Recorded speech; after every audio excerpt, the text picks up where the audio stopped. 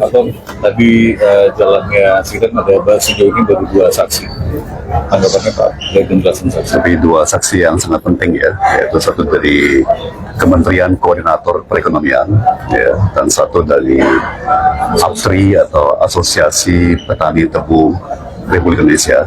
Ya, jadi mereka sangat membantu menjernihkan ya kondisi di 2015-2016 ya, saat saya dituduh melakukan berbagai hal terkait impor gula.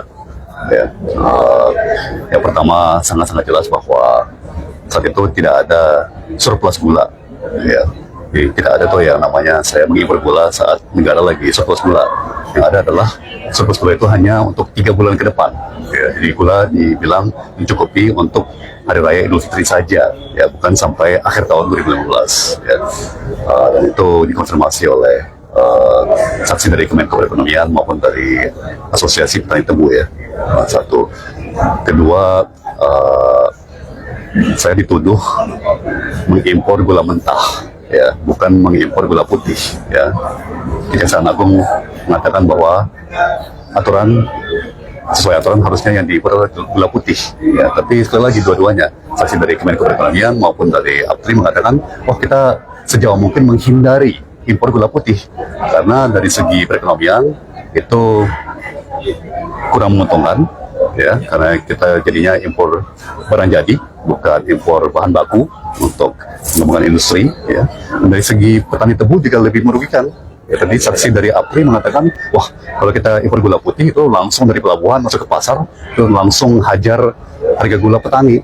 Ya, sementara kalau kita impor gula mentah, itu lewat proses perindustrian dulu, ya lewat pabrik-pabrik diolah dulu, tapi ke pasarnya lebih pelan, ya sehingga dampak negatif kepada harga gula yang diperoleh oleh petani tidak sebesar kalau misalnya langsung impor barang jadi.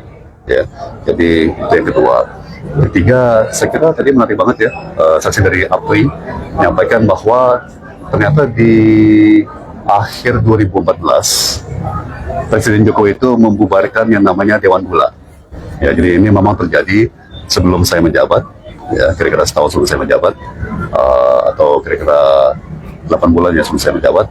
Tapi ternyata dulu ada yang namanya Dewan Gula, ya, dan itu dibubarkan ya oleh Presiden Jokowi saat itu, sehingga setelah itu ya Asosiasi Petani Tebu tidak lagi diundang ya ke rapat-rapat dengan kementerian-kementerian, ya dengan pemerintah untuk memberikan masukan. Ya, jadi saya kira tadi menarik sih, tapi tadi juga saksi dari Asosiasi Petani Tebu menyampaikan ya memang ada petani yang rugi di 2016 ya, tapi itu bukan karena impor gula, tapi karena tahun itu cuacanya sangat buruk, jadi hujan tinggi, yang namanya rendemen tebu menjadi rendah, jatuh, kemudian juga biaya angkut jadi naik ya, dan sebagainya karena jalan banjir dan sebagainya ya. Jadi saya sangat bersyukur ya.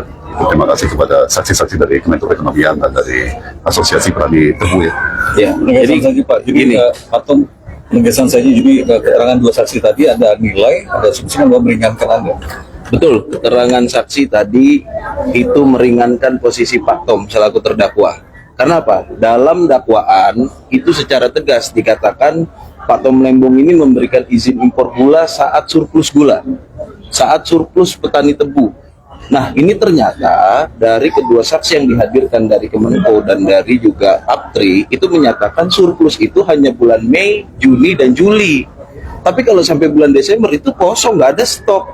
Makanya bulan Oktober 2015 Pak Tom memberikan izin impor di bulan 2015. Dan yang kedua, yang paling penting lagi nih ya, apa sih dasar dakwaan itu dinyatakan surplus? Ternyata adalah kelebihan atau sisa stok di akhir tahun. Keterangan saksi membantah.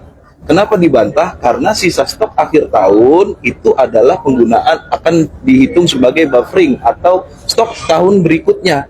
Jadi itu bukan surplus. Jadi pemahaman dalam dakwaan yang dituangkan dalam dakwaan itu adalah surplus, itu salah total. Makanya kami sangat meyakini bahwa persidangan ini akan semakin terang bukti yang menyatakan bahwa Pak Tom Lembong tidak bersalah, dan sudah seharusnya kalau memang itu tidak dilakukan saat surplus dan tidak melanggar peraturan, itu harusnya Pak Tom dibebaskan. Nah, yang selanjutnya, keterangan yang penting lagi adalah dalam rakortas tersebut tidak ada larangan mengimpor GKM.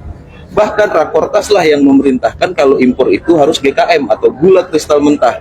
Itu yang dilaksanakan Pak Tom. Pak Tom melaksanakan hasil koordinasi, bukan perintah Pak Tom. Ya, jadi hasil rapat koordinasi itu memerintahkan agar impor gula kristal mentah agar ada nilai tambah di dalam negeri. Nah, hal ini juga dikonfirmasi saksi satunya yang dari Aptri bahwasanya kalau impornya gula kristal putih itu gula akan berhadapan dengan gula petani. Itu tidak baik bagi petani. Malah lebih baik adalah impornya gula kristal mentah dan itu memberikan nilai tambah kepada masyarakat serta harga jual lebih murah untuk masyarakat gitu secara garis besar. Saksi 2 siang ini ya. Kondisi Pak Tom gimana, kan kemarin sempat ditunda sidang karena kondisi Pak Tom lagi sakit. Saya sekarang udah baik, ya. Jadi memang 2 minggu lalu lebih ya, sempat sakit sampai demam 38,6 Celcius. Ya. Tapi terima kasih semuanya doanya. Saya sudah pulih, sudah kembali bahkan olahraga seperti biasanya. Jadi sudah baik kan.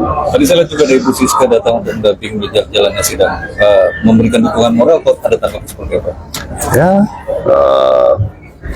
kami satu paket tentunya, ya kan. Jadi apa, dalam segala aspek kehidupan kan kita selalu hadir bagi masing-masing ya. Kita selalu mencoba ya saling mensupport, saling mendukung.